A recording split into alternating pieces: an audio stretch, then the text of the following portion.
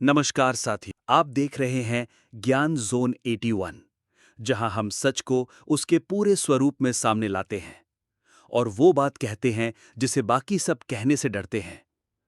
कभी आपने सोचा है कि लहसुन और प्याज जैसी आम चीजें जो हर घर में खाई जाती हैं, जिन्हें हमारे दादा नाना, माँ बाप और हम सब ने बरसों से खाते देखा है, अचानक इतनी अपवित्र कैसी हो गई? अचानक से ये कैसे पाप बन गई? कभी आपने गौर किया है कि आजकल हर दूसरा बाबा, हर तीसरा कथावाचक मंच पर बैठकर कहता है, लहसुन प्याज मत खाओ वरना भूत आ जाएगा, देवी रूठ जाएगी, भगवान घर नहीं आएंगे, बुद्धि भ्रष्ट हो जाएगी और आप नरक में पहुंच जाएंगे। इन बातों को ऐसे बताया जाता है जैसे ये कोई शाश्वत सत्य हो, जैसे भगवान ने स्वयं किसी ग्रंथ में आकर कह दिया हो कि हे मानव, प्याज मत खा, नहीं तो तुझे नरक भेज दूंगा। लेकिन क्या वाकई ऐसा कुछ कहा गया है हमारे धर्म में? हमने खोजा, हमने वेदों को देखा, उपनिषदों को पढ़ा, आयुर्वेद को समझा और तब जाना कि ये सब झूठ है। वेदों में कहीं नहीं लिखा कि लहसुन प्याज पाप हैं। ऋग्वेद, यजुर्वेद, सामवेद, अथर्ववेद, चारों वेदों में लहसुन प्याज का ना तो नाम है ना निषेध। वेद तो कहते हैं अन्न को बढ़ाओ, अन्न का सम्मान करो और जैसा अन्न वैसा मन बनता है। लेकिन अन्न का नाम लेकर डर फैलाना ये वेद नहीं सिखाते। तो फिर ये डर कहां से आया? कुछ बाद के ग्रंथों में सात्विक, राजसिक, तामसिक भोजन की बातें आईं। गीता में भी इसका जिक्र है। लेकिन वो बात साधना के उद्देश्य के लिए कही गई थी, ना कि आम जनता के जीवन को डराने के लिए। वहां तामसिक भोजन का मतलब ये नहीं कि वो पाप है, सिर्फ ये कि वो भोजन ध्यान साधना के लिए उपयुक्त नहीं है। तो क्या हम सब साधु सन्यासी हैं? क्या हर गृहस्थ व्यक्ति जो सुबह 9 बजे ऑफिस जाता है और शाम को थका हारा लौटता है, वो हर पल ब्रह्मचर्य में डूबा हुआ है? बिल्कुल नहीं। तो फिर उस पर वो नियम थोपना जो केवल एक विशेष अवस्था में साधकों के लिए बताए गए थे, ये क्या धर्म है? नहीं, ये पाखंड है। और अब बात करते हैं आयुर्वेद की, वो ग्रंथ जो शरीर और भोजन का विज्ञान सिखाता है, जिसे हमारे ऋषियों ने सदियों पहले बनाया। क्या आप जानते हैं, वही आयुर्वेद लहसुन को औषधि कहता है, रक्तचाप नियंत्रित करता है, हृदय को स्वस्थ रखता है, वात कफ दोष को संतुलित करता है, प्याज को पाचन के लिए, शरीर की गर्मी घटाने के लिए और रोग प्रतिरोधक क्षमता बढ़ाने के लिए सर्वोत्तम बताया गया है।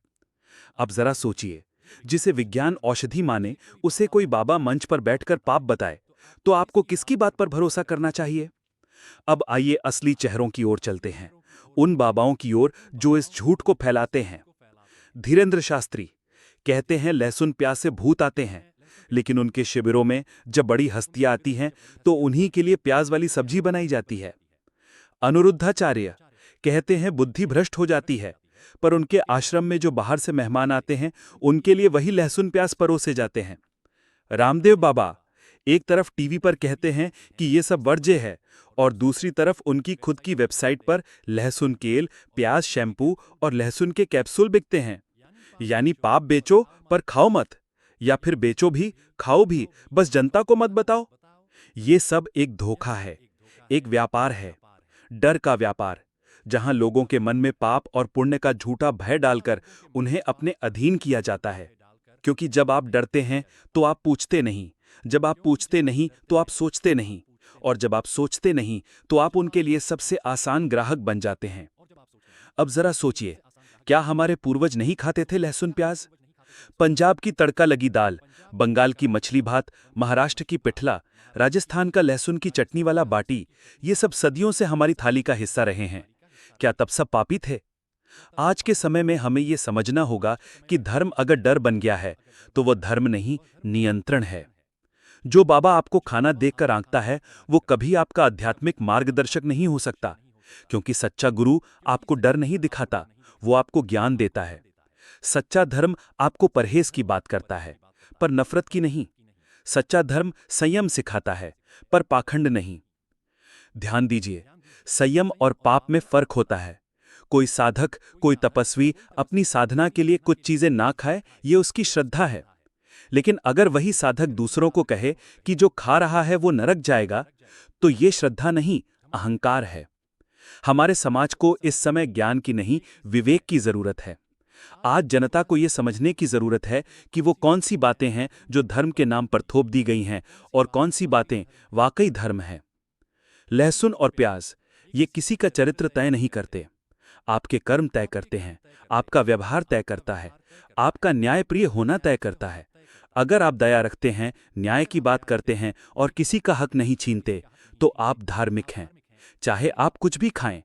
और अगर आप सिर्फ लहसुन प्याज त्याग कर खुद को ऊंचा समझें और दूसरों को नीचा दिखाएं, तो समझ लीजिए आपने धर्म नहीं पकड़ा, अहंकार पकड़ा है। तो साथियों, अब समय है कि इस पाखंड को चुनौती दी जाए। अब समय है कि धर्म को डर से अलग किया जाए। अब समय है कि उन लोगों से सवाल किया जाए जो धर्म के नाम पर दुकान चला रहे हैं। इसलिए इस वीडियो को साझा कीजिए, अपने घर वालों, दोस्तों और उन सब लोगों तक पहुंचाइए जो आज भी इन झूठे पाखंडियों के चंगुल में फंसे